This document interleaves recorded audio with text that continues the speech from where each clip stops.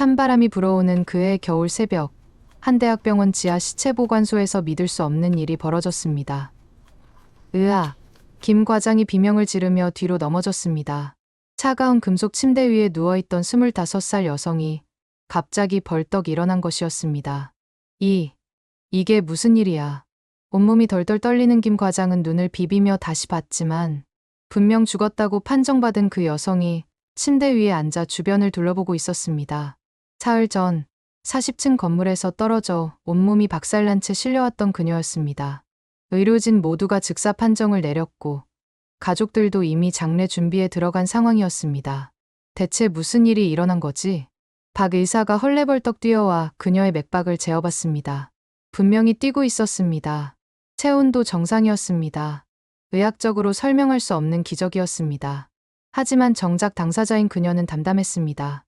마치 이런 일이 일어날 것을 예상하고 있었던 것처럼 말입니다.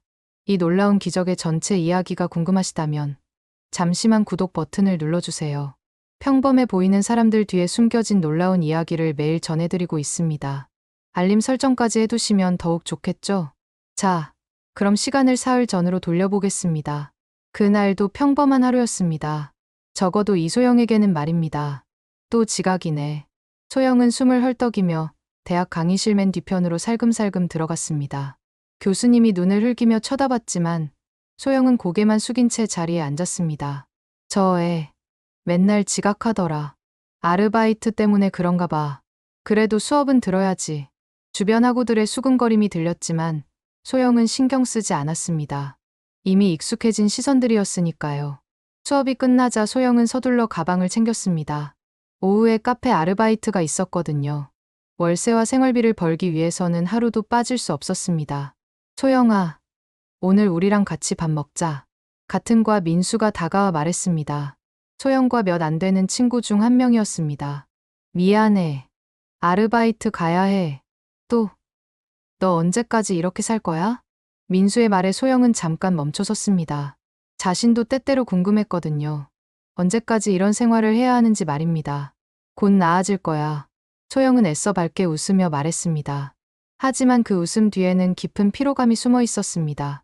카페로 향하는 지하철 안에서 소영은 핸드폰을 확인했습니다. 아버지에게서 온 문자 메시지가 있었습니다. 오늘 저녁 집에 와라. 짧고 차가운 메시지였습니다. 소영의 표정이 어두워졌습니다. 아버지의 부름은 언제나 좋지 않은 일의 전조였거든요. 카페에서의 8시간 근무는 평소보다 더 힘들게 느껴졌습니다. 손님들의 무리한 요구, 매니저의 잔소리, 그리고 아버지 생각까지 겹치니 마음이 무거웠습니다. 소영 씨, 오늘 정말 수고했어요. 퇴근 시간이 되자 동료가 격려의 말을 건넸습니다. 소영은 고맙다며 미소를 지었지만 진짜 힘든 일은 이제부터라는 걸 알고 있었습니다. 집으로 가는 길, 소영은 익숙한 고민에 빠졌습니다. 이렇게 살아가는 게 맞는 건지, 정말 나아질 날이 올 건지, 계속 이렇게 버텨낼 수 있을지. 하지만 소영은 몰랐습니다. 자신이 지금까지 숨겨왔던 정체가, 그리고 곧 벌어질 끔찍한 사건이 모든 걸 바꿔놓을 거라는 사실을 말입니다. 집 앞에 도착한 소영은 깊은 숨을 쉬었습니다. 아버지와의 만남을 위해 마음을 다잡아야 했습니다. 문을 열고 들어서는 순간 소영은 뭔가 평소와 다르다는 걸 느꼈습니다. 집안 분위기가 어둡고 무거웠거든요. 아버지, 왔습니다. 소영이 조심스럽게 말했습니다. 하지만 답은 들리지 않았습니다. 대신 서재에서 낮은 목소리들이 새어나왔습니다.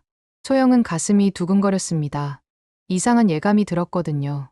평소라면 그냥 자기 방으로 올라갔겠지만 오늘은 왠지 발걸음이 서재 쪽으로 향했습니다.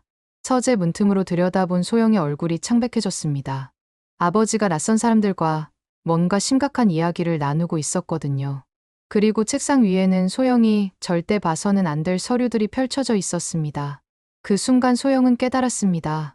자신이 지금까지 몰랐던 진실을, 그리고 곧 닥쳐올 위험을 말입니다. 소영이 서재 문틈으로 본 것은 충격적이었습니다. 아버지 이 회장이 정장을 입은 낯선 남자들과 심각한 얘기를 나누고 있었습니다. 그리고 책상 위에는 평소에 보던 회사 서류와는 전혀 다른 문서들이 펼쳐져 있었습니다. 이번 거는 반드시 성공해야 합니다. 실패하면 우리 모두 끝장입니다. 이 회장의 목소리는 평소보다 훨씬 날카로웠습니다. 소영이 아는 자상한 아버지의 모습은 어디에도 없었습니다. 회장님, 걱정하지 마세요. 모든 증거는 완벽하게 처리했습니다. 그래도 불안해. 혹시라도 새어나가면 그런 일은 절대 없을 겁니다. 소영은 가슴이 쿵쾅거렸습니다. 대체 아버지가 무슨 일에 연루된 건지 알 수 없었지만 분명 평범한 사업은 아니었습니다. 더 자세히 들어보려던 순간 바닥에 놓인 꽃병에 팔꿈치가 부딪혔습니다. 쨍. 작은 소리였지만 조용한 밤에는 천둥 소리만큼 크게 들렸습니다. 누구야? 이 회장이 벌떡 일어나며 소리쳤습니다. 소영은 재빨리 계단으로 뛰어 올라갔습니다. 소영이구나. 이 회장이 서재에서 나와 계단 아래에서 소영을 올려다봤습니다. 그의 표정은 차갑기 그지없었습니다. 언제 들어왔니? 방금요. 인사드리려고 했는데. 소영은 최대한 자연스럽게 대답했습니다. 하지만 손은 떨리고 있었습니다. 그래. 늦었으니 빨리 들어가서 자거라. 이 회장의 말투에는 평소의 온화함이 전혀 없었습니다. 소영은 고개만 끄덕이고 방으로 들어갔습니다. 방문을 잠그자마자 소영은 침대에 털썩 주저앉았습니다. 아버지의 차갑던 눈빛이 계속 머릿속을 맴돌았습니다. 뭔가 심상치 않아. 소영은 그날 밤 잠을 이룰 수 없었습니다. 아버지가 누구와 무슨 이야기를 나눈 건지, 그 서류들은 대체 뭐였는지 궁금증이 꼬리를 물었습니다. 다음 날 아침, 소영이 부엌에 내려가자 아버지는 이미 출근한 후였습니다. 평소라면 함께 아침을 먹곤 했는데 말이죠. 아가씨, 아침 드세요. 김 아줌마가 따뜻하게 말했습니다. 이 집에서 15년 넘게 살림을 맡아온 분이었습니다. 아줌마, 어젯밤에 아버지한테 손님이 왔었나요? 소영이 조심스럽게 물었습니다. 글쎄요. 제가 일찍 들어가서. 왜요? 김 아줌마는 평소답지 않게 대답을 흐렸습니다. 뭔가 알고 있는 것 같았지만 말하고 싶어 하지 않는 눈치였습니다. 대학에 가서도 소영은 집중할 수 없었습니다. 수업 시간 내내 어제 밤 일만 생각났습니다. 소영아, 뭔 일 있어? 안색이 안 좋아 보이는데. 민수가 걱정스럽게 물었습니다. 아니야. 그냥 잠을 못 잤어. 소영은 애써 웃으며 대답했습니다. 하지만 민수에게도 이런 이야기를 할 수는 없었습니다. 그날 오후 아르바이트를 마치고 집으로 돌아가는 길, 소영은 이상한 기분이 들었습니다. 누군가 자신을 지켜보는 것 같은 느낌이었습니다. 뒤를 돌아봐도 특별히 수상한 사람은 보이지 않았습니다. 하지만 그 시선은 계속 따라왔습니다. 집에 도착해서도 그 기분은 사라지지 않았습니다. 소영은 창문으로 밖을 내려다봤지만 아무것도 보이지 않았습니다. 내가 너무 예민해진 건가? 하지만 소영의 직감은 틀리지 않았습니다. 길 건너편 검은색 승용차 안에서 누군가 망원렌즈로 소영의 집을 지켜보고 있었거든요. 그날 밤, 소영은 또다시 아버지의 서재에서 들려오는 목소리를 들었습니다. 이번에는 더욱 조심스럽게 다가갔습니다. 딸이 뭔가 눈치챈 것 같습니다. 낯선 남자의 목소리였습니다. 그럴 리가 없어. 소영이는 아무것도 모르는 아이야. 이 회장이 답했습니다. 하지만 어제 밤에 분명. 설마 내 딸을 의심하는 건 아니겠지? 이 회장의 목소리가 위협적으로 변했습니다. 죄송합니다. 하지만 혹시 모르니 좀 더 지켜봐야 할 것 같습니다. 알아서 해. 하지만 소영이에게는 절대 손대지 마라. 소영은 온몸에 소름이 돋았습니다. 자신이 감시받고 있다는 걸 확신했습니다. 그리고 아버지가 자신을 보호하려 하고 있다는 것도요. 하지만 동시에 의문도 들었습니다. 아버지는 대체 무슨 일에 연루된 걸까요? 그리고 왜 자신을 그렇게 경계하는 걸까요? 며칠이 지나면서 소영은 아버지의 행동을 더 자세히 관찰하기 시작했습니다. 평소보다 늦게 들어오고 전화통화도 많아졌습니다. 그리고 무엇보다 소영을 대하는 태도가 어색해졌습니다. 아버지, 요즘 일이 많이 힘드세요? 어느 날 저녁 소영이 조심스럽게 물었습니다. 아니다. 괜찮다. 이 회장의 대답은 너무 짧았습니다. 혹시 제가 도울 수 있는 일이 있다면. 내가 할 수 있는 일은 없다. 그냥 학교나 열심히 다녀라. 차갑고 단호한 말투였습니다. 소영은 더 이상 묻지 못했습니다. 하지만 소영의 호기심은 점점 커져갔습니다. 아버지가 숨기고 있는 그 비밀이 대체 뭔지 알고 싶었습니다. 그리고 마침내 그 기회가 왔습니다. 아버지가 며칠간 출장을 간다고 했던 것입니다. 이번 기회에 서재를 자세히 살펴봐야겠어. 소영은 마음속으로 다짐했습니다. 하지만 그녀는 몰랐습니다. 이 호기심이 자신을 죽음의 문턱까지 몰고 갈 거라는 사실을 말입니다. 아버지가 출장을 떠난 지 이틀째 되던 날 밤, 소영은 마침내 용기를 냈습니다. 김 아줌마가 일찍 들어간 것을 확인하고 소영은 조심스럽게 서재 문을 열었습니다. 평소라면 절대 들어갈 엄두도 내지 못했을 방이었습니다. 서재는 고급스러운 가구들로 가득했습니다. 거대한 책상과 가죽 소파, 그리고 천장까지 닿은 책장들. 하지만 소영의 관심은 오직 하나, 그날 밤 봤던 그 서류들이었습니다. 책상 위는 깔끔하게 정리되어 있었습니다. 평범한 회사 서류들만 보였습니다. 소영은 실망했지만 포기하지 않았습니다. 서랍을 하나씩 열어봤습니다. 첫 번째, 두 번째 서랍에는 별다른 게 없었습니다. 하지만 세 번째 서랍은 잠겨 있었습니다. 여기에 뭔가 있을 거야. 소영은 머리핀으로 자물쇠를 건드려봤습니다. 다행히 간단한 잠금 장치였습니다. 몇 번의 시도 끝에 딸깍 소리와 함께 서랍이 열렸습니다. 그 순간 소영의 얼굴이 창백해졌습니다. 서랍 안에는 두꺼운 파일들이 가득했습니다. 그리고 그 파일들의 제목을 보자 소영은 숨이 멎을 뻔했습니다. 프로젝트 클린업, 증거인멸 계획서, 위증 매수 리스트. 소영의 손이 떨렸습니다. 파일을 하나씩 열어보자 더욱 충격적인 내용들이 나왔습니다. 이 회장이 경영하는 회사에서 일어난 여러 사건들의 진실이 적혀 있었습니다. 산업재해를 은폐한 일, 환경오염을 숨긴 일, 그리고 이를 덮기 위해 증인들에게 돈을 준 내역까지. 이럴 수가. 소영은 중얼거렸습니다. 자신이 존경하던 아버지가 이런 일들을 벌이고 있었다는 게 믿어지지 않았습니다. 더 충격적인 건 최근 파일이었습니다. 얼마 전 일어난 공장 폭발 사고에 관한 내용이었는데 실제로는 안전 규정을 무시한 채 공사를 진행했다가 벌어진 인재였습니다. 하지만 언론에는 전혀 다르게 보도되었습니다. 작업자의 실수로 인한 사고라고 발표되었죠. 그 작업자는 이미 사망한 상태였습니다. 20명이 다치고 5명이 죽었는데 소영의 목소리가 떨렸습니다. 그 사고로 고통받은 가족들의 얼굴이 신문에서 본 기억이 났습니다. 파일을 더 뒤져보자 소영은 또 다른 충격을 받았습니다. 자신의 이름이 적힌 서류가 있었던 것입니다. 이소영 감시 보고서. 소영은 그 서류를 펼쳐봤습니다. 자신의 일상이 낱낱이 기록되어 있었습니다.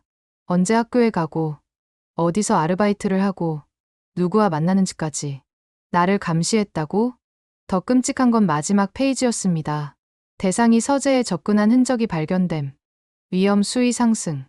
조치 필요. 그리고 그 아래에는 아버지의 필체로 쓰인 메모가 있었습니다. 절대 안 된다. 다른 방법을 찾아라. 소영은 온몸이 얼어붙는 걸 느꼈습니다. 아버지가 자신을 보호하려 하고 있지만 동시에 다른 누군가는 자신을 위험하게 여기고 있다는 뜻이었습니다. 그때 현관문이 열리는 소리가 들렸습니다. 소영은 재빨리 서류들을 제자리에 넣고 서랍을 닫았습니다. 하지만 너무 서둘러 한 장의 서류를 바닥에 떨어뜨렸습니다. 급하게 집어들려던 순간 복도에서 발걸음 소리가 들렸습니다. 소영은 그 서류를 주머니에 구겨 넣고 서재를 빠져나왔습니다. 바로 그때 김 아줌마가 복도 끝에 나타났습니다. 아가씨, 이런 밤에 뭐 하세요? 아, 책을 좀 찾으려고. 소영은 억지로 웃으며 대답했습니다. 김 아줌마는 의심스러운 눈으로 소영을 바라봤지만 더 이상 묻지 않았습니다. 방으로 돌아간 소영은 주머니에서 서류를 꺼냈습니다. 그리고 그 내용을 보는 순간 세상이 무너지는 것 같았습니다. 그것은 자신에 대한 처리 계획서였습니다. 이소영 제거 작업 단계별 실행안. 첫 번째 계획 교통사고로 위장한 제거, 두 번째 계획 자살로 위장한 제거, 세 번째 계획 실종으로 위장한 제거. 각 계획에는 구체적인 방법까지 적혀 있었습니다. 그리고 마지막에는 이런 문구가 있었습니다. 회장의 반대로 보류. 하지만 더 이상 위험해지면 강행할 것. 소영은 종이를 든 손이 덜덜 떨렸습니다. 자신을 죽이려는 사람들이 있다는 게 믿어지지 않았습니다. 더 충격적인 건 아버지가 이 모든 걸 알고 있다는 사실이었습니다. 그리고 지금까지는 자신을 보호해왔다는 것도요. 하지만 언제까지 보호해줄 수 있을까?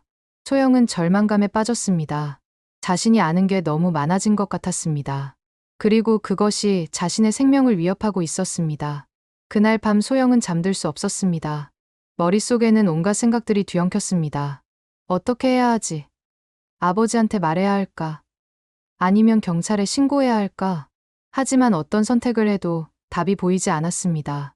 아버지를 고발하자니 차마 그럴 수 없었고, 그냥 모른 척하자니 양심이 허락하지 않았습니다. 다음 날 아버지가 출장에서 돌아왔습니다. 평소와 다름없이 온화한 미소를 지으며 소영에게 인사했습니다. 잘 지냈니? 네, 아버지. 소영은 애써 평정을 유지하며 대답했습니다.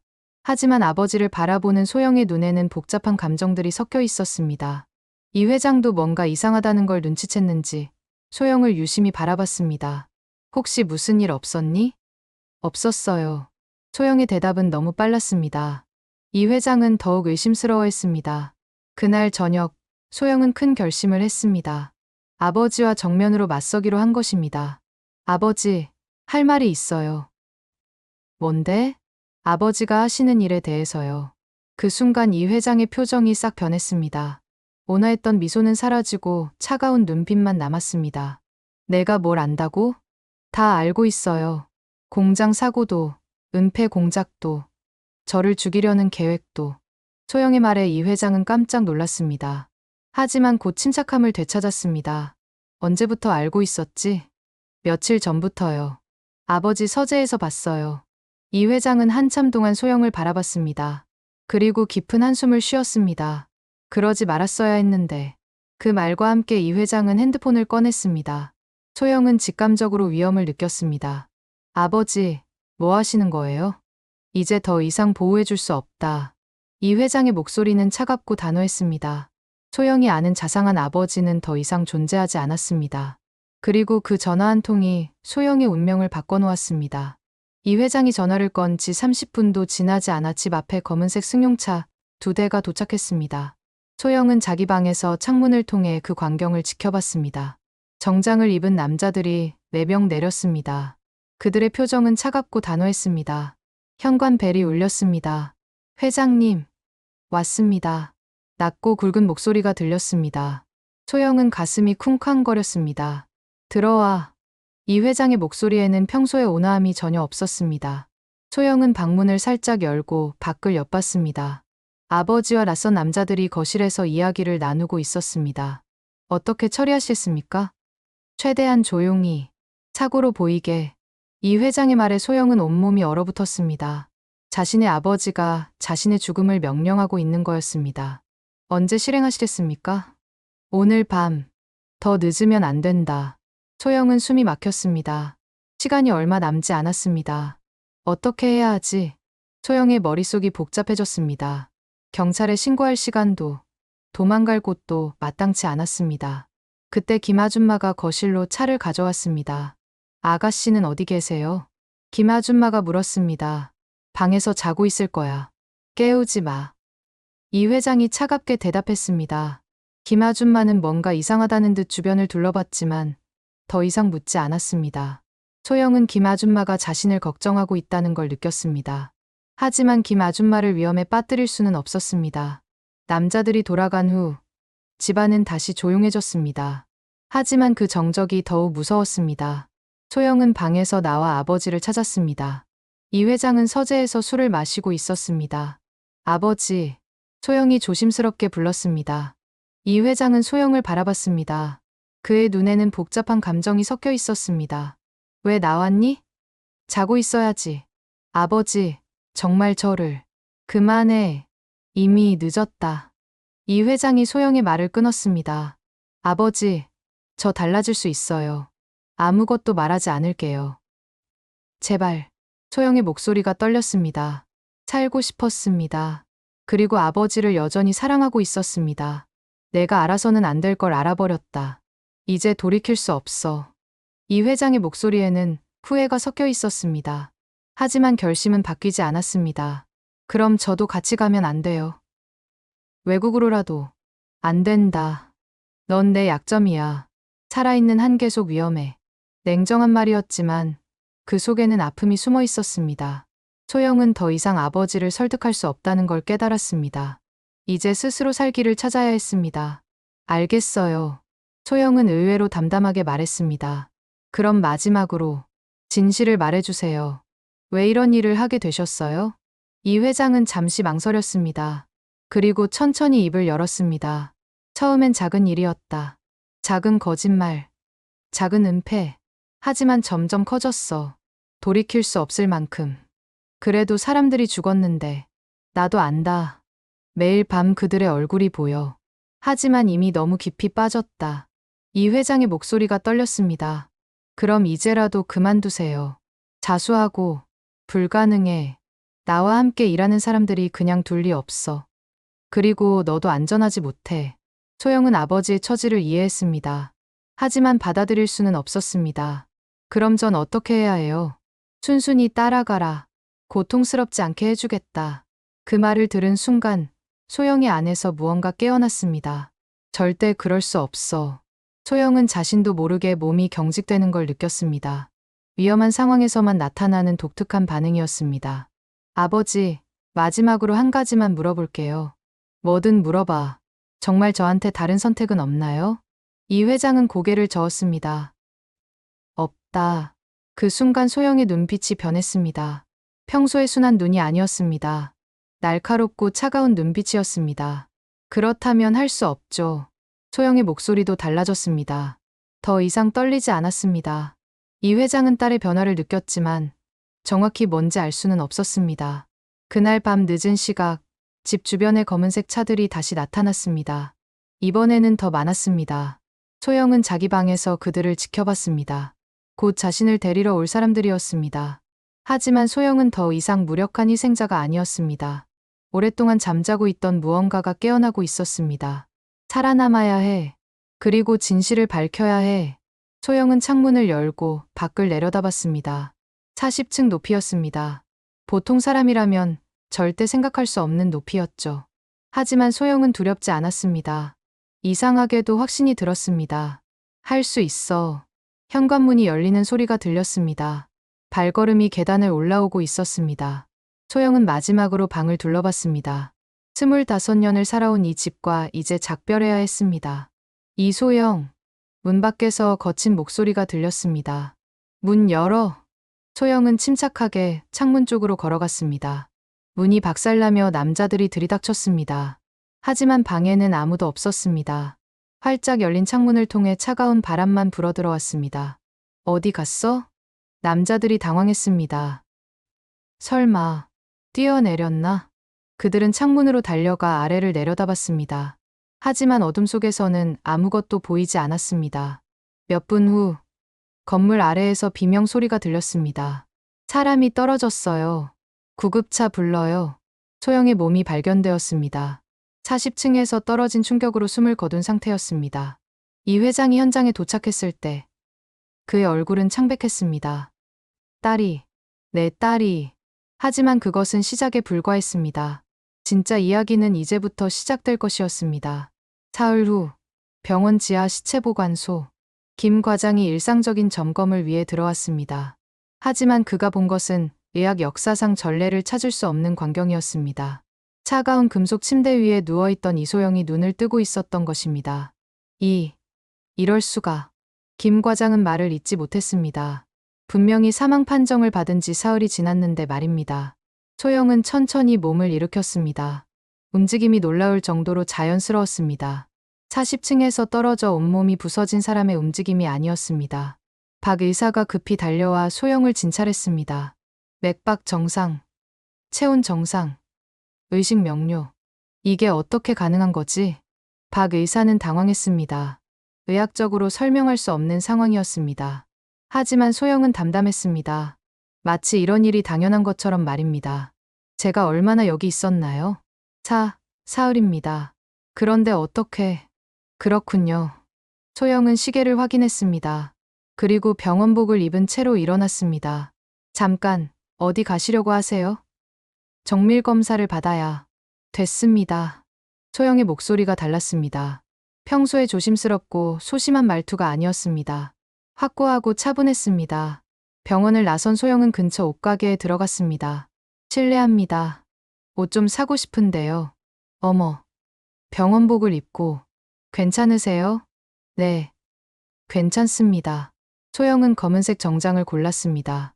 평소라면 절대 입지 않을 스타일이었습니다. 옷을 갈아입고 나온 소영은 완전히 다른 사람 같았습니다. 자세도 달라졌고 걸음걸이도 달라졌습니다. 지나가던 사람들이 무의식 중에 그녀를 쳐다봤습니다. 뭔가 특별한 아우라가 느껴졌거든요. 소영은 카페에 들어가 커피를 주문했습니다. 아메리카노 하나 주세요. 네.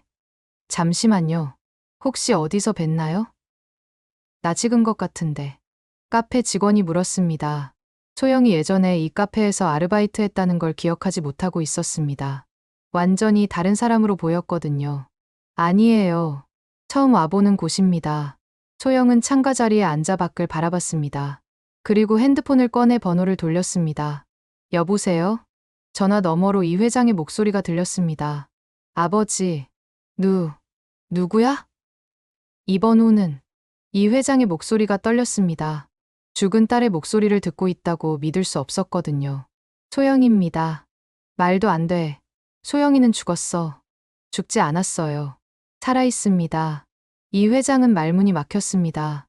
어떻게 40층에서 떨어져 죽은 딸이 살아있을 수 있단 말입니까? 어떻게 살아있는 거야? 그건 만나서 설명드릴게요. 오늘 밤 11시에 옥상에서 봐요. 제가 떨어진 그 자리에서요. 소영아. 하지만 소영은 이미 전화를 끊었습니다. 그날 밤 11시, 40층 건물 옥상. 이 회장은 떨리는 마음으로 옥상에 올라왔습니다. 정말 소영이 나타날까? 혹시 자신이 환상을 보고 있는 건 아닐까 하는 의심이 들었습니다. 하지만 소영은 거기 있었습니다. 건물 가장자리에 서서 도시의 야경을 바라보고 있었습니다. 소영아. 이 회장이 달려갔습니다. 하지만 딸을 껴안으려던 순간 멈춰섰습니다. 소영의 눈빛이 너무 차가웠거든요. 어떻게 살아있는 거야? 분명히 죽었다고. 죽었다고요. 누가 그런 말을 했나요? 소영이 천천히 돌아섰습니다.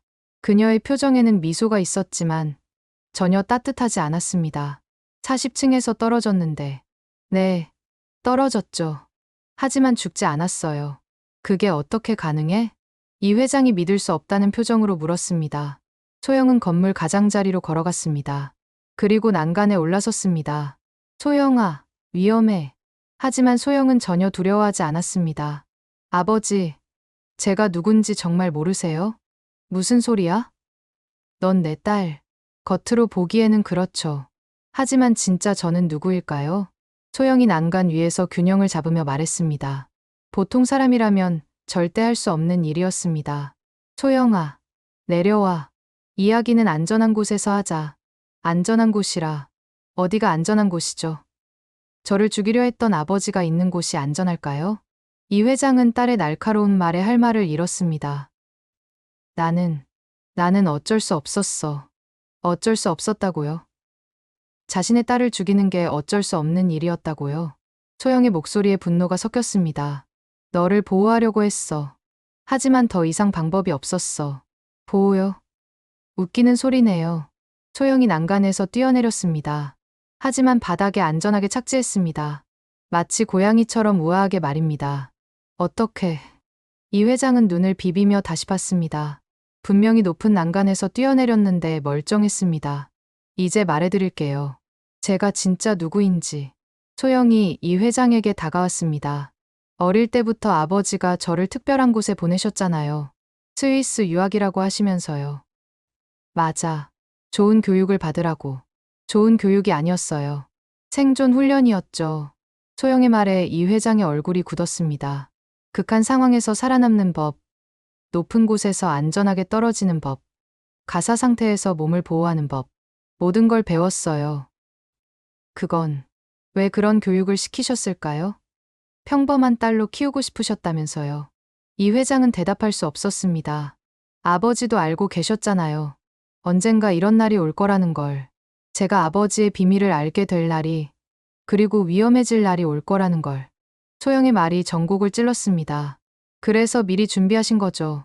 혹시라도 제가 살아남을 수 있게. 소영아. 하지만 정작 그 순간이 오니까 그런 준비는 잊으시고 저를 죽이려 하셨네요. 이 회장은 부끄러움에 고개를 들 수 없었습니다. 이제 알겠어요. 아버지가 저를 어떻게 생각하는지. 소영은 이 회장에게서 등을 돌렸습니다. 소영아, 기다려. 내가 잘못했어. 늦었어요. 그럼 이제 어떻게 할 거야? 이 회장이 떨리는 목소리로 물었습니다. 소영은 잠시 생각했습니다. 그리고 차갑게 미소 지었습니다. 복수할 거예요. 복수라니. 아버지와 그 일당들에게요. 저를 죽이려 했던 대가를 치르게 할 거예요. 이 회장은 등골이 오싹해졌습니다. 딸의 목소리에서 사례가 느껴졌거든요. 하지만 먼저 해야 할 일이 있어요. 뭔데? 진실을 밝히는 거예요. 아버지가 저지른 모든 죄를. 그 말과 함께 소영은 옥상을 떠났습니다. 이 회장은 혼자 남아 멍하니 서 있었습니다. 죽었다고 생각했던 딸이 살아 돌아왔습니다. 하지만 예전의 순수하고 착한 딸이 아니었습니다. 복수의 화신으로 돌아온 것이었습니다. 소영이 복수를 선언한 지 이틀 후 이상한 일들이 벌어지기 시작했습니다. 먼저 최 비서가 실종되었습니다. 소영을 죽이라고 명령했던 바로 그 사람이었죠. 최 비서가 어디 갔을까요? 이 회장의 다른 부하가 걱정스럽게 물었습니다. 모르겠어. 연락도 안 되고. 이 회장은 불안했습니다. 최 비서는 자신의 모든 비밀을 아는 사람이었거든요. 그날 밤, 최 비서의 차가 한강에서 발견되었습니다. 하지만 몸은 찾을 수 없었습니다. 사고일까요? 아니면, 모르겠어. 하지만 이상해. 이 회장은 딸의 경고를 떠올렸습니다. 복수할 거예요. 라고 했던 그 말을요. 다음 날 또 다른 사건이 일어났습니다. 공장 폭발 사고를 은폐하는 데 가담했던 김 과장이 의식불명 상태로 발견된 것입니다. 어떻게 된 거야? 알 수 없습니다. 집에서 쓰러져 있었는데 김 과장은 병원으로 실려갔지만 깨어나지 못했습니다. 의사들은 원인을 찾을 수 없다고 했습니다. 이 회장은 점점 초조해졌습니다. 우연의 일치라고 하기에는 너무 연속적이었습니다. 그날 오후 이 회장의 사무실에 택배가 도착했습니다. 회장님께 온 것 같은데요. 비서가 조심스럽게 말했습니다. 택배 상자 안에는 USB 하나와 편지가 들어 있었습니다. 아버지께 첫 번째 선물입니다. 소희영.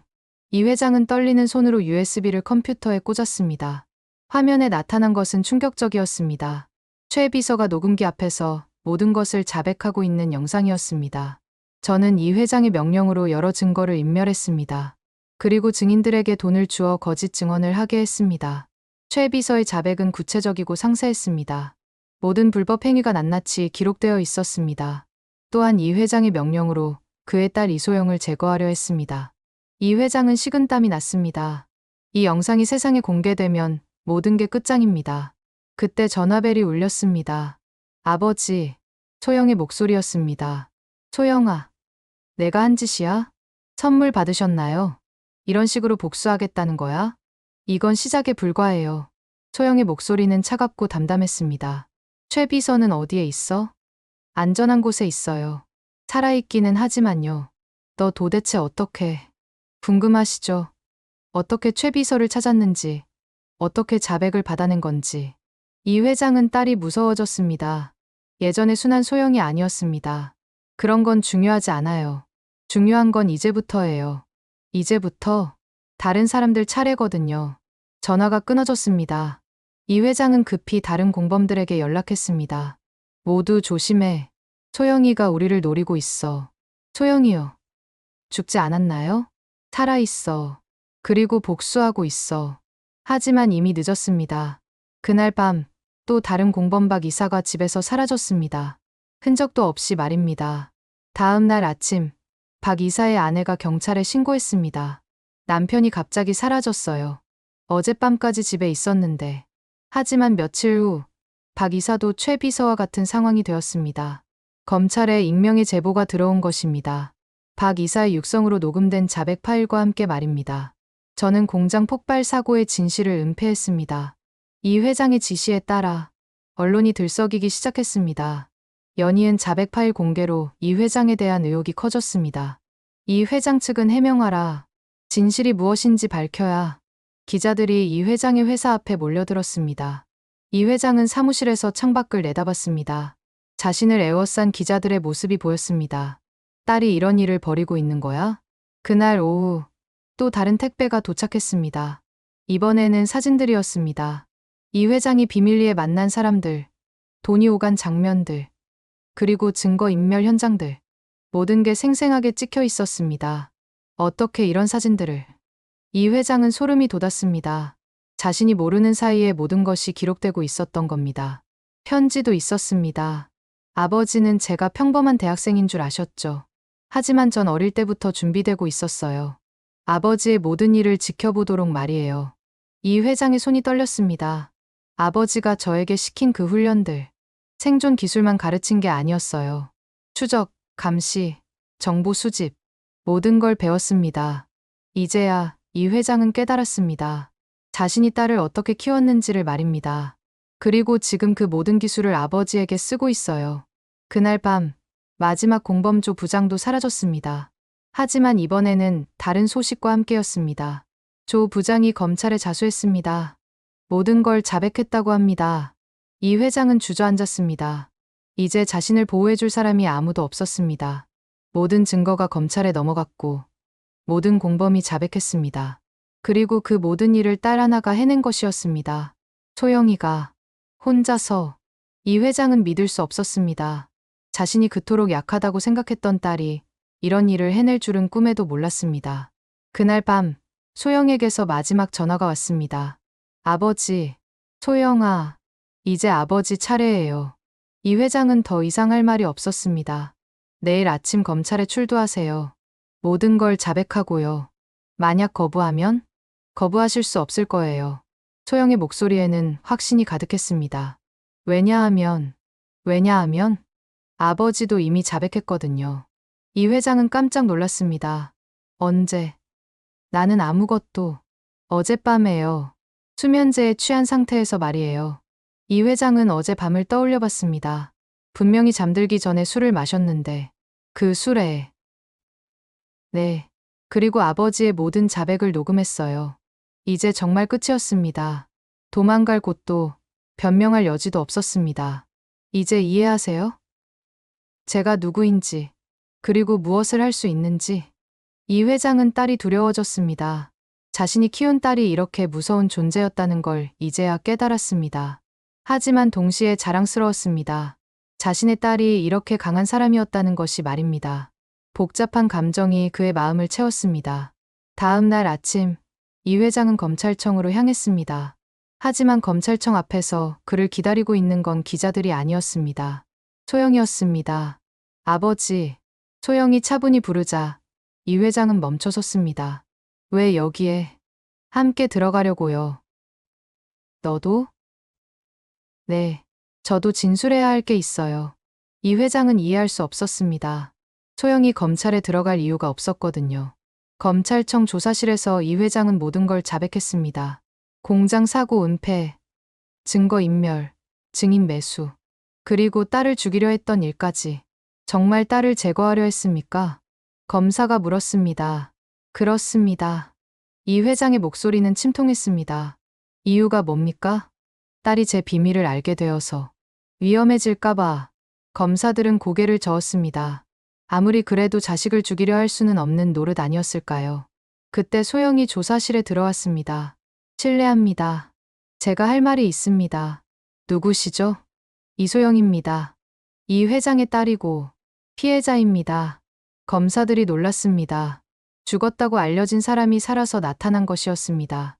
당신이 살아있다는 건? 네, 다행히 살아남았습니다. 소영은 담담하게 말했습니다. 그럼 증언해 주시겠습니까? 아버님이 정말 당신을 제거하려 했는지. 그 전에 말씀드리고 싶은 게 있습니다. 소영이 이 회장을 바라봤습니다. 아버지가 왜 그런 선택을 하게 되었는지 아세요? 검사들이 고개를 갸우뚱했습니다. 처음부터 나쁜 사람이어서가 아닙니다. 소영의 말에 이 회장이 눈을 들었습니다. 20년 전 아버지의 회사에서 첫 번째 사고가 났을 때를 아시나요? 소영이 천천히 이야기하기 시작했습니다. 그때 아버지는 진실을 밝히려 했습니다. 회사에 손해가 되더라도 피해자들에게 보상하려 했어요. 이 회장은 깜짝 놀랐습니다. 딸이 그 일까지 알고 있다는 게 놀라웠습니다. 하지만 그때 누군가 아버지를 협박했어요. 협박이라니? 아버지의 가족을 위협한 겁니다. 저와 어머니를 말이에요. 검사들이 관심을 보였습니다. 그래서 아버지는 어쩔 수 없이 첫 번째 거짓말을 하게 되었어요. 가족을 지키기 위해서 말이에요. 이 회장의 눈에 눈물이 맺혔습니다. 그 오래된 아픔을 딸이 알고 있었던 겁니다. 하지만 첫 번째 거짓말이 두 번째를 낳고 두 번째가 세 번째를 낳았어요. 점점 깊은 늪에 빠져들게 된 거죠. 소영의 목소리에 이해하는 마음이 담겼습니다. 그리고 그 협박한 사람들이 아버지를 계속 조종했어요. 더 큰 일들을, 더 나쁜 일들을 하게 만들면서 말이에요. 그 협박한 사람들은 누구입니까? 검사가 물었습니다. 소영은 잠시 망설였습니다. 그리고 깊은 숨을 쉬었습니다. 제가 찾았습니다. 당신이? 네. 지난 몇 년간 조사했어요. 아버지 뒤에서 줄을 당기는 진짜 세력들을 말이에요. 소영이 서류 뭉치를 꺼냈습니다. 이게 그 증거입니다. 검사들이 서류를 살펴봤습니다. 거기에는 놀라운 내용이 담겨 있었습니다. 정치인들, 고위 공무원들, 그리고 더 큰 재벌들이 연결된 거대한 카르텔이었습니다. 이 회장은 그 카르텔의 말단이었을 뿐이었습니다. 이 사람들이 진짜 주범들입니다. 소영이 단호하게 말했습니다. 아버지는 피해자이기도 해요. 이 회장은 딸을 바라봤습니다. 믿을 수 없었습니다. 그럼 당신이 아버님께 복수한 이유는? 복수가 아니었어요. 소영의 대답에 모두가 놀랐습니다. 그럼 뭐였습니까? 구출이었어요. 구출. 아버지를 그 사람들로부터 구해내려는 거였어요. 소영이 이 회장을 바라봤습니다. 아버지가 스스로 나올 수 없다면 제가 끌어내야 했어요. 이 회장은 충격을 받았습니다. 모든 공범들을 자백하게 한 것도, 아버지를 압박한 것도, 모두 아버지를 구하기 위해서였어요. 하지만 나는 너를 죽이려 했어. 알고 있어요. 하지만 그것도 어쩔 수 없었다는 걸 알아요. 소영의 목소리가 부드러워졌습니다. 아버지는 제가 위험해질까봐 두려워하셨잖아요. 그 사람들이 저까지 해칠까봐요. 이 회장은 울음을 터뜨렸습니다. 소영아, 미안해. 정말 미안해. 괜찮아요, 아버지. 소영이 아버지의 손을 잡았습니다. 이제 끝났어요. 아버지도, 저도 자유로워진 거예요. 검사들도 감동받았습니다. 딸이 아버지를 구하기 위해 이 모든 일을 벌인 것이었습니다. 그런데 어떻게 이 모든 걸 혼자 해낼 수 있었습니까? 검사가 물었습니다. 혼자가 아니었어요. 소영이 미소 지었습니다. 도와준 사람들이 있었어요. 누가요? 최 비서님도, 김 과장님도, 박 이사님도, 조 부장님도 모두 진실을 말하고 싶어 했어요. 이 회장이 놀랐습니다. 그들도 아버지처럼 협박당하고 있었거든요. 그래서 제가 기회를 준 거예요. 진실을 말할 기회를요. 그들은 지금 어디에? 안전한 곳에 있어요. 그리고 새로운 삶을 시작할 준비를 하고 있고요. 소영의 말에 이 회장은 안도했습니다. 그럼 이제 어떻게 되는 거지? 아버지는 벌을 받으셔야 해요. 하지만 진짜 주범들을 잡는 데 도움을 주신다면. 검사가 고개를 끄덕였습니다. 협조하신다면 형량을 줄일 수 있을 겁니다. 이 회장은 결심했습니다. 하겠습니다. 모든 걸 말하겠습니다. 그날 오후, 이 회장의 증언을 바탕으로 대규모 수사가 시작되었습니다. 소영이 제출한 증거와 이 회장의 증언이 합쳐져 거대한 카르텔이 무너지기 시작했습니다. 정말 대단해. 검사가 소영에게 말했습니다. 어떻게 이 모든 걸 계획하셨습니까? 오래 전부터 준비해온 일이에요. 소영이 창밖을 바라보며 말했습니다. 아버지를 구하기 위해서 말이에요. 그날 저녁, 소영과 이 회장은 마주 앉았습니다. 소영아, 정말 고마워. 별 말씀을요. 아버지. 하지만 이제 나는 감옥에 가야 해. 알고 있어요. 하지만 길지 않을 거예요. 소영이 따뜻하게 미소 지었습니다. 그리고 나오시면 진짜 새로운 시작을 하실 수 있을 거예요. 이 회장은 딸이 자랑스러웠습니다. 이렇게 훌륭하게 키웠다는 게 아니라 딸이 스스로 이렇게 훌륭한 사람으로 자란 게 자랑스러웠습니다. 내가 내 딸이라는 게 정말 자랑스럽다. 저도 아버지의 딸인 게 자랑스러워요. 부녀는 서로를 끌어안았습니다. 오랜만에 진짜 가족의 따뜻함을 느꼈습니다. 3년 후, 교도소 면회실에서 소영은 아버지를 기다리고 있었습니다. 이 회장이 나타났을 때 그의 모습은 3년 전과 완전히 달랐습니다. 훨씬 평온해 보였고 눈빛도 맑았습니다. 소영아, 아버지, 안색이 좋아 보이세요. 여기서의 생활이 나쁘지 않아. 오히려 마음이 편해. 이 회장은 진심으로 말했습니다. 더 이상 거짓말을 하지 않아도 되니까 말이야. 곧 나오시죠? 다음 달이야. 벌써 기대가 된다. 두 사람 모두 미소를 지었습니다. 그동안 어떻게 지냈니? 바빴어요. 재단 일 때문에요. 소영이 설립한 재단은 산업재해 피해자들을 돕는 일을 하고 있었습니다. 아버지의 회사에서 일어난 사고의 피해자들도 포함해서 말입니다. 피해자 가족들은 어떻게 지내? 많이 좋아지셨어요. 특히 김씨 댁 아이가 대학에 들어갔어요. 공장 폭발 사고로 아버지를 잃은 그 아이였습니다. 그렇구나. 다행이야. 이 회장의 눈에 눈물이 맺혔습니다. 아버지, 자책하지 마세요. 이제 충분히 벌을 받으셨어요. 벌이라. 나는 오히려 구원받았다고 생각해. 이 회장이 소영의 손을 잡았습니다. 내 덕분에 진짜 내가 누구인지 찾았으니까. 아버지, 나오면 함께 일하자. 재단에서 말이야. 정말요? 내가 저지른 일들을 조금이라도 되갚고 싶어. 소영은 고개를 끄덕였습니다. 좋아요. 함께 해요. 그날 저녁, 소영은 옛날 집을 찾았습니다. 지금은 비어있는 그 집에 서재에 혼자 앉아 있었습니다. 3년 전 모든 일이 시작된 바로 그 자리였습니다. 핸드폰이 울렸습니다. 민수였습니다. 소영아, 뉴스 봤어? 또 대기업 회장이 구속됐다던데. 응, 봤어. 소영의 목소리는 담담했습니다. 너 예전에 말했던 거 맞네. 세상에 숨겨진 진실이 정말 많다고. 그렇더라. 그런데 너는 어떻게 그런 걸 다 알았던 거야? 소영은 잠시 생각했습니다.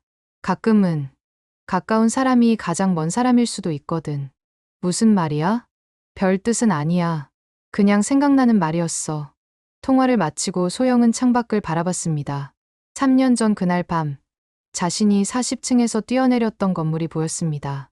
그때는 정말 절망적이었습니다. 사랑하는 아버지가 자신을 죽이려 한다는 사실을 받아들일 수 없었거든요. 하지만 지금은 알고 있습니다. 그 모든 일이 더 큰 계획의 일부였다는 것을. 아버지를 진짜 자유롭게 해주기 위한 계획이었다는 것을. 문득 김 아줌마가 생각났습니다. 지금은 고향에서 편안히 지내고 있습니다. 소영이 마련해드린 집에서 말이죠. 아가씨가 정말 대단해요. 어떻게 그런 일을 다 해냈을까? 김 아줌마가 자주 하시는 말이었습니다. 하지만 소영은 알고 있었습니다. 자신이 대단한 게 아니라 사랑이 대단한 거라는 걸 말입니다. 아버지에 대한 사랑이 모든 걸 가능하게 했던 것입니다. 다음 달, 이 회장이 출소하는 날, 소영은 교도소 앞에서 아버지를 기다리고 있었습니다. 소영아, 이 회장이 달려와 딸을 끌어안았습니다. 이제 정말 자유예요. 아버지, 그래. 정말 자유다. 두 사람은 함께 재단으로 향했습니다. 재단에서는 직원들이 이 회장을 맞이하고 있었습니다.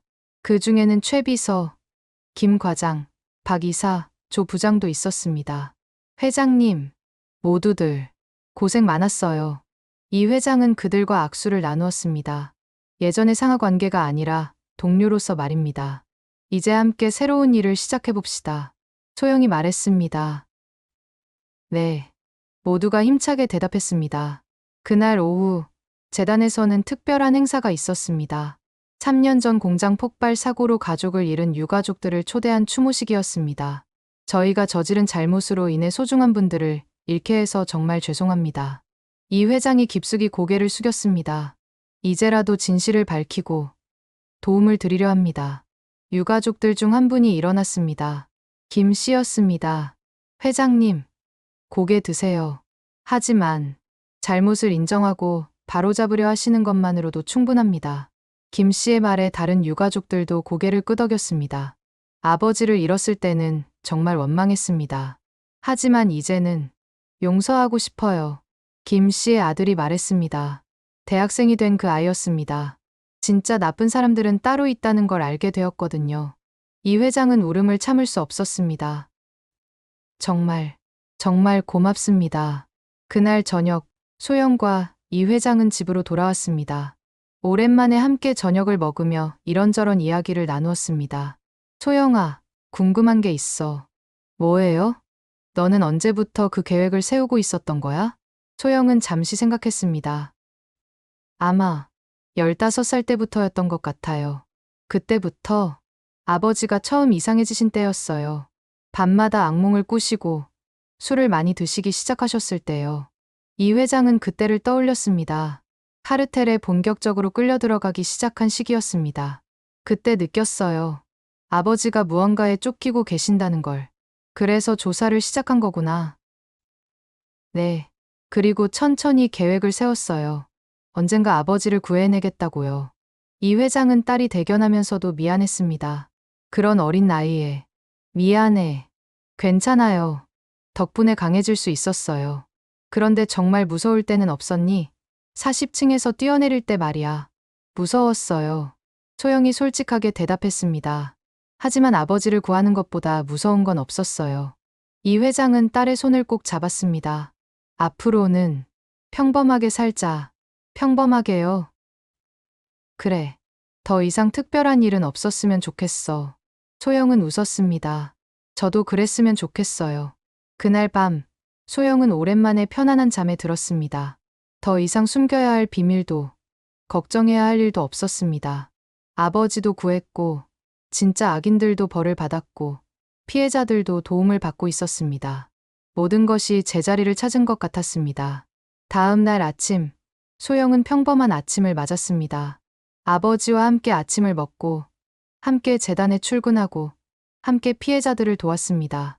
정말 평범하고 평화로운 일상이었습니다. 그리고 소영은 깨달았습니다. 이런 평범한 행복이야말로 자신이 진짜 원했던 것이었다는 걸 말입니다. 더 이상 40층에서 뛰어내려야 할 일도, 죽은 척해야 할 일도, 복수를 계획해야 할 일도 없었습니다. 그저 아버지와 함께 평범하지만 따뜻한 하루하루를 보내면 되는 것이었습니다. 때로는 평범함이 가장 특별한 기적일 수도 있습니다. 사랑하는 사람과 함께하는 평범한 일상이야말로 어떤 특별한 능력보다도 더 소중한 것일 수도 있습니다. 소영과 이 회장의 이야기는 이렇게 끝이 났습니다. 하지만 우리 주변에도 이런 이야기들이 숨어 있을지 모릅니다. 평범해 보이는 사람들의 특별한 사랑 이야기들이 말입니다. 당신의 가족에게도, 당신 자신에게도 그런 특별한 이야기가 있을지 모릅니다. 그저 아직 발견하지 못했을 뿐일지도 모르죠. 5년 후, 서울의 한 카페에서 소영 언니, 정말 그런 일이 있었어요? 21살 대학생 지연이 눈을 동그랗게 뜨며 물었습니다. 소영이 운영하는 재단에서 봉사활동을 하게 된 지 한 달 정도 된 아이였습니다. 무슨 일 말이야? 소영은 커피를 마시며 자연스럽게 대답했습니다. 언니가 정말 40층에서 떨어져도 살아남을 수 있다는 거요. 지연의 말에 소영은 미소를 지었습니다. 요즘 젊은 아이들 사이에서는 소영의 이야기가 전설처럼 돌아다니고 있었습니다. 과장된 이야기일 거야. 하지만 김 아저씨가 직접 봤다고 했는데요. 병원에서 갑자기 일어나시는 거요. 김 아저씨는 병원에서 시체보관소 일을 하던 김 과장이었습니다. 지금은 소영이 재단에서 시설관리 일을 하고 있었죠. 그런 일도 있을 수 있지. 소영은 여전히 애매하게 대답했습니다. 그럼 정말 특수훈련도 받으셨어요? 지연아, 그런 건 중요하지 않아.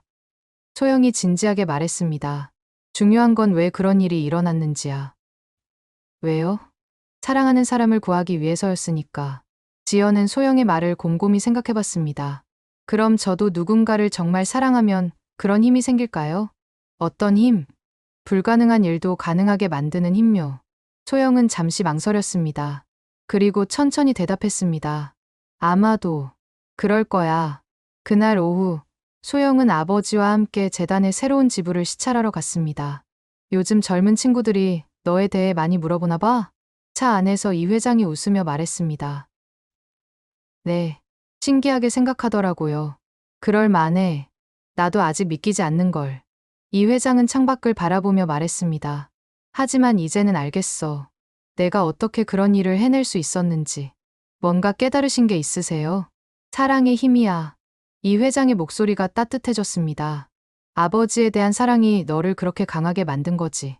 소영은 아무 말 하지 않고 아버지를 바라봤습니다. 나도 이제는 그 사랑에 보답하고 싶어. 충분히 하고 계세요. 아니야. 아직 부족해. 이 회장이 소영의 손을 잡았습니다. 앞으로도 계속 함께하자. 더 많은 사람들을 도우면서. 새로운 지부는 부산에 있었습니다.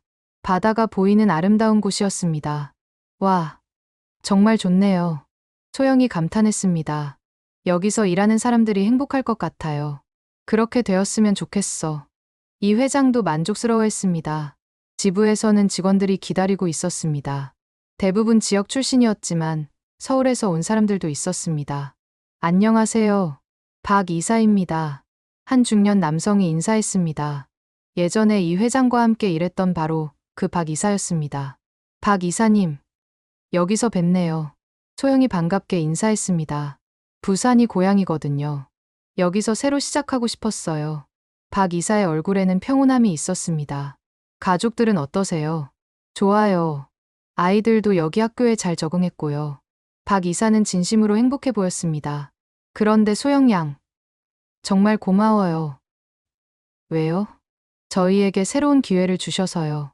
박 이사뿐만 아니라 최 비서, 김 과장, 조 부장 모두 각자의 새로운 삶을 살고 있었습니다. 소영의 도움으로 말이죠. 당연한 일이에요. 우리 모두 새로운 시작이 필요했잖아요. 그날 저녁, 부산의 한 식당에서 저녁을 먹으며 이 회장이 말했습니다. 이제 정말 새로운 시작 같아. 그렇죠? 5년 전만 해도 상상할 수 없었던 일들이야. 이 회장은 감회에 잠긴 듯 했습니다. 그때는 정말 절망적이었어. 저도 마찬가지였어요. 소영도 그때를 떠올렸습니다. 하지만 포기하지 않아서 다행이에요. 포기하지 않았다기보다는 포기할 수 없었던 것 같아. 뭐 때문에요? 아버지를 사랑했으니까요. 이 회장은 딸의 말에 뭉클해졌습니다. 나도 너를 사랑해서 끝까지 버틸 수 있었어. 서로 사랑해서 모든 게 가능했던 거네요. 그런 것 같아. 부녀는 따뜻한 미소를 나누었습니다. 다음 날 서울로 돌아가는 길에 소영은 창밖 풍경을 바라봤습니다. 아버지, 궁금한 게 있어요. 뭐든 물어봐. 진짜로는 언제 깨달으셨어요? 제 계획을요. 이 회장은 잠시 생각했습니다. 검찰에 갔을 때였던 것 같아. 그때요? 내가 나를 보는 눈빛이 미워하는 눈빛이 아니었어. 어떤 눈빛이었는데요? 걱정하는 눈빛이었어. 마치 아픈 사람을 보는 것 같은. 소영은 그때를 떠올려 봤습니다. 맞아요. 아버지가 아프다고 생각했어요. 마음이 아픈 사람이라고. 그래서 치료해주려 한 거구나. 치료라기보다는 구해드리려고 했어요. 덕분에 정말 구원받았어. 이 회장의 목소리에 진심이 담겼습니다. 아버지도 저를 구해주셨잖아요. 내가? 언제? 어릴 때 특수훈련을 시키셨을 때요. 그때 아버지도 언젠가 제가 위험해질 거라는 걸 알고 계셨잖아요. 이 회장은 고개를 끄덕였습니다. 미래를 대비해서 준비시켜 주신 거죠? 그렇지. 하지만 정작 그 순간이 오니까 무서워서 널 보호하지 못했어. 괜찮아요. 그 덕분에 제가 더 강해질 수 있었어요. 넌 원래 강한 아이였어. 아니에요. 아버지에 대한 사랑이 저를 강하게 만든 거예요. 서울에 도착한 후 소영은 재단 사무실로 갔습니다. 직원들이 모여서 뭔가 의논하고 있었습니다. 무슨 일이에요? 아, 소영 이사님. 새로운 제보가 들어왔어요. 제보요? 네. 또 다른 기업에서 산업재해 은폐 의혹이 있다고. 소영은 서류를 받아봤습니다. 복잡한 사건 같았습니다. 어떻게 할까요? 직원이 물었습니다. 소영은 잠시 생각했습니다. 5년 전의 자신이라면 당장 조사에 뛰어들었을 겁니다. 하지만 지금은 달랐습니다. 일단 피해자들부터 도움을 드리죠. 조사는 전문기관에 맡기고요. 네, 알겠습니다. 소영은 깨달았습니다. 자신의 역할이 바뀌었다는 것을. 이제는 직접 나서서 문제를 해결하는 것보다 시스템을 통해 도움을 주는 게 더 중요했습니다. 그날 밤, 집에서 아버지와 차를 마시며 소영이 말했습니다. 아버지, 저 이제 정말 평범해진 것 같아요. 평범하다니? 예전처럼 특별한 일은 하지 않아도 될 것 같아요. 이 회장은 미소 지었습니다. 그게 좋은 거야. 평범한 게 가장 행복한 거니까. 그런 것 같아요. 소영도 평온한 미소를 지었습니다. 하지만 정말 필요하면, 그때는 또 할 수 있을 거예요. 소영의 눈에 잠깐 날카로운 빛이 스쳤습니다. 하지만 금세 사라졌습니다. 그런 일은 없었으면 좋겠지만 말이에요. 그래, 그런 일은 없었으면 좋겠다. 이 회장도 동의했습니다. 하지만 둘 다 알고 있었습니다. 언제든지 필요하다면 그들에게는 특별한 힘이 있다는 것을. 사랑의 힘이 말입니다. 10년 후, 어느 여름날 오후, 소영은 35이 되었고, 재단은 전국에 12개의 지부를 두고 있었습니다. 이사님, 인터뷰 준비되었습니다. 비서가 조심스럽게 말했습니다. 오늘은 한 다큐멘터리 제작팀이 소영을 인터뷰하러 오는 날이었습니다. 무슨 주제였죠? 현대판 영웅들이라는 프로그램이에요. 사회에 기여한 사람들을 소개하는. 소영은 고개를 저었습니다. 영웅이라니. 과장된 표현 같은데요. 하지만 실제로 많은 분들을 도우셨잖아요. 우리 모두가 함께 한 일이에요.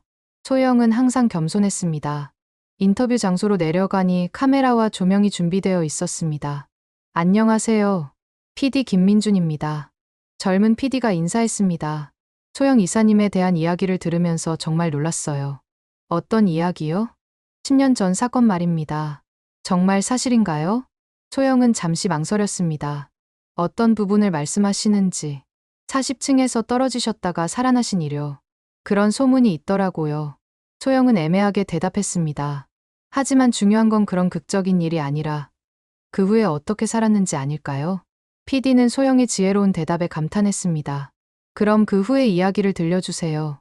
저희 재단이 지금까지 도운 사람들의 이야기를 해드릴게요. 소영은 사람들의 이야기를 시작했습니다. 산업재해로 가족을 잃고 절망에 빠진 사람들이 어떻게 다시 일어섰는지, 억울한 일을 당한 사람들이 어떻게 정의를 찾았는지, 현재까지 저희가 도운 분들이 3천여 명 정도 됩니다. 정말 대단하네요. 혼자서 이 모든 일을. 혼자가 아니에요. 소영이 PD의 말을 정정했습니다. 아버지와 함께, 그리고 많은 동료들과 함께 했어요. 그때 이 회장이 들어왔습니다. 60을 넘겼지만 여전히 정정해 보였습니다. 아, 회장님. 마침 잘 오셨네요. PD가 반겼습니다. 혹시 회장님도 인터뷰. 저는 사양하겠습니다. 이 회장이 정중히 거절했습니다. 주인공은 소영이니까요. 아버지가 주인공이세요. 소영이 바로 말했습니다. 아버지가 용기를 내서 진실을 말씀하셨으니까 모든 게 가능했어요. 부녀는 서로를 바라보며 미소 지었습니다. 인터뷰가 끝난 후 PD가 개인적으로 물었습니다. 정말 궁금한데요. 그때 어떻게 살아남으신 거예요? 소영은 잠시 생각했습니다. 특별한 비법은 없어요. 하지만 의학적으로 사랑이었어요. 사랑이요? 아버지에 대한 사랑이 저를 살게 만든 것 같아요. PD는 그 대답이 이해되지 않는다는 표정이었습니다. 과학적으로 설명하기 어렵겠지만 때로는 사랑이 불가능을 가능하게 만들어요. 그날 저녁 소영과 이 회장은 옥상에 올라갔습니다. 10년 전 모든 일이 시작된 바로 그 건물의 옥상이었습니다. 여기 올라온 지 정말 오래됐네. 이 회장이 감회에 젖어 말했습니다. 그때 생각나요?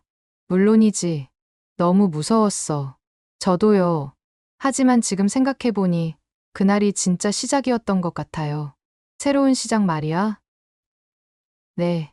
아버지와 제가 진짜 가족이 된 시작이요. 이 회장은 딸의 말에 고개를 끄덕였습니다. 그런 것 같다. 아버지, 후회하는 일 있으세요? 후회라. 이 회장이 잠시 생각했습니다. 예전에 저지른 일들은 후회해. 하지만 지금의 삶은 후회하지 않아. 저도 마찬가지예요. 소영이 난간에 기대어 도시를 내려다봤습니다. 가끔 생각해요. 만약 그때 다른 선택을 했다면 어떻게 되었을까? 어떤 선택? 아버지를 그냥 경찰에 신고했다면? 그랬다면? 아마 지금처럼 행복하지는 못했을 거예요. 소영의 말에 이 회장은 놀랐습니다. 왜 그렇게 생각해? 아버지를 이해할 기회가 없었을 테니까요. 이해라. 아버지도 피해자였다는 걸, 어쩔 수 없었다는 걸 알지 못했을 거예요. 이 회장은 딸의 깊은 이해에 감동했습니다. 내가 그렇게 생각해줘서 정말 고마워. 당연한 거예요. 그때 소영의 핸드폰이 울렸습니다. 여보세요? 소영 이사님. 급한 일이 생겼습니다. 직원의 목소리가 다급했습니다. 무슨 일이에요? 새로운 사건인데 아주 복잡해 보여요. 소영은 한숨을 쉬었습니다. 알겠습니다. 지금 내려갈게요. 전화를 끊고 이 회장을 바라봤습니다. 또 일이 생겼네요. 힘들지 않니? 괜찮아요. 이제 익숙해졌어요. 하지만 가끔은 쉬어야지. 아버지가 계시니까 쉬는 것 같아요. 소영이 미소 지었습니다. 함께 해주셔서 고마워요. 나도 고마워. 내가 내 인생을 바꿔줘서. 부녀는 다시 한번 포옹했습니다. 사무실로 내려가니 직원들이 심각한 표정으로 기다리고 있었습니다. 어떤 사건이에요? 대기업에서 또 은폐 사건이 터졌어요. 이번에는 규모가 더 크고. 소영은 서류를 받아봤습니다. 정말 복잡한 사건이었습니다. 피해자가 몇 명이나 되죠? 현재까지 파악된 게 100명 정도. 알겠습니다. 일단 피해자들 지원부터 시작하죠. 소영의 목소리에는 10년 전과 같은 결의가 담겼습니다. 하지만 방법은 달랐습니다. 이제는 혼자 나서지 않고 시스템을 통해 도움을 주었습니다. 관련 기관에 연락드리고 법률 지원팀 준비시키세요. 네, 알겠습니다. 그리고 언론에도 알려서 투명하게 진행하고요. 직원들이 바쁘게 움직이기 시작했습니다. 이 회장이 소영에게 다가왔습니다. 또 바쁘게 되겠네. 괜찮아요. 이제는 혼자가 아니니까요. 소영이 직원들을 바라보며 말했습니다. 모두 함께 하니까 무섭지 않아요. 그래도 조심해. 상대방이 만만치 않을 거야. 알고 있어요. 하지만 소영의 눈에 잠깐 예전의 날카로운 빛이 스쳤습니다. 필요하다면 옛날 방법도 쓸 수 있어요. 이 회장은 딸의 말에 미소 지었습니다. 하지만 그런 일은 없었으면 좋겠다. 저도요. 소영이 다시 부드러운 미소로 돌아왔습니다. 그날 밤늦게 모든 일을 마치고 집으로 돌아가는 길에 소영은 생각했습니다. 10년이 지났지만 여전히 도움이 필요한 사람들이 많았습니다. 하지만 이제는 혼자가 아니었습니다. 아버지도 있고 동료들도 있고 그동안 도움받은 사람들도 함께 했습니다. 이제는 정말 평범한 방법으로 도울 수 있을 거야. 소영은 그렇게 생각했습니다. 하지만 마음 한켠에서는 알고 있었습니다. 정말 필요하다면 언제든 다시 그 특별한 힘을 쓸 수 있다는 것을. 사랑하는 사람들을 지키기 위해서라면 말입니다. 집에 도착했을 때 이 회장이 거실에서 기다리고 있었습니다. 늦었네. 아버지는 왜 안 주무세요? 내가 올 때까지 기다리고 있었어. 걱정 안 하셔도 돼요. 알아. 하지만 그래도 기다리게 되더라. 소영은 아버지의 마음을 이해했습니다. 앞으로도 계속 함께하죠. 그래. 계속 함께하자. 이 회장이 딸의 손을 잡았습니다. 우리 둘이면 무슨 일이든 할 수 있을 거야. 네, 아버지. 그날 밤, 소영은 편안한 잠에 들었습니다. 10년 전 40층에서 떨어지며 시작된 이야기는 이렇게 계속되고 있었습니다. 더 이상 극적인 일은 없었지만 매일매일이 의미 있는 하루였습니다. 그리고 소영은 알고 있었습니다. 진정한 영웅은 특별한 능력을 가진 사람이 아니라 사랑으로 다른 사람을 도우려는 사람이라는 것을. 그런 의미에서 소영뿐만 아니라 이 회장도, 재단의 모든 직원들도, 그리고 도움의 손길을 내미는 모든 사람들도 영웅이었습니다. 평범하지만 특별한 영웅들이었습니다. 그리고 이런 영웅들이 있는 한 세상은 조금씩 더 나은 곳이 될 것이었습니다. 소영의 이야기는 끝났지만 더 많은 이야기들이 계속 만들어지고 있었습니다. 당신의 이야기도 그 중 하나일지 모릅니다.